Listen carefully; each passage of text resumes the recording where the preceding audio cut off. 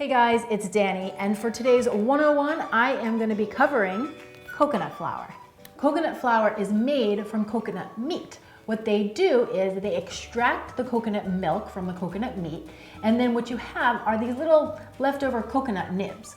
So they dry that out at a really low temperature and then grind it into this very fine, soft powder that we have come to know as coconut flour. Now, I don't know if you guys have noticed, but lately coconut flour has become pretty popular. And that is because it's grain-free, gluten-free, plus it's high in protein and fiber. So it's a very nutritious, very friendly alternative to the more traditional grain-based flours.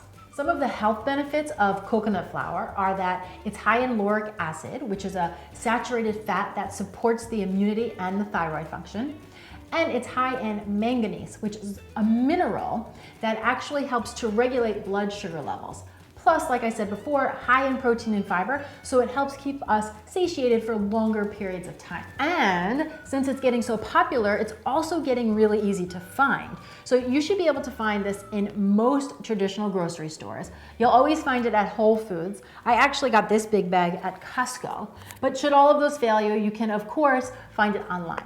Now, the thing about working with coconut flour is that it is not the same as other flours. So you can't just swap it in one for one. That's not going to work. As a matter of fact, for every 1 cup of traditional flour used, you only need about 1/4 to 1/3 of a cup of coconut flour. And because coconut flour is so absorbent, you need to increase the amount of eggs you use. So for every 1 cup of coconut flour a recipe calls for, you need 6 beaten eggs plus an additional cup of liquid. So it's less flour, more eggs, and liquid.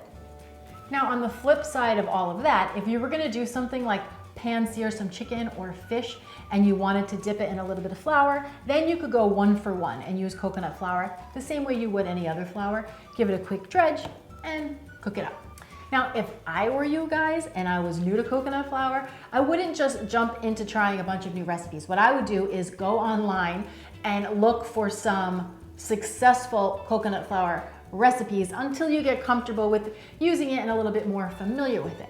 As a matter of fact, I am going to be sharing a delicious, tried and true chocolate chip cookie recipe with you guys next week that will be featuring coconut flour.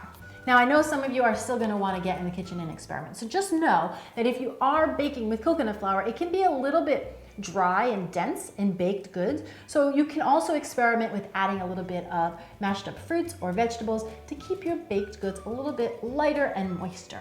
So that's about everything I wanted to cover when it comes to coconut flour. I think that's the basics of what you would need to know.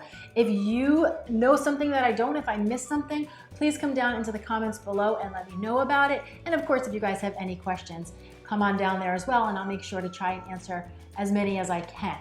Now, be sure you come back next week because I'm going to be sharing a chocolate chip cookie recipe made with coconut flour. And if you are dying to get your hands into some coconut flour before that, then you're going to want to head on over to cleananddelicious.com because I'm going to link to a handful of recipes highlighting coconut flour in the blog post that I put up with this video. So make sure that you check it out.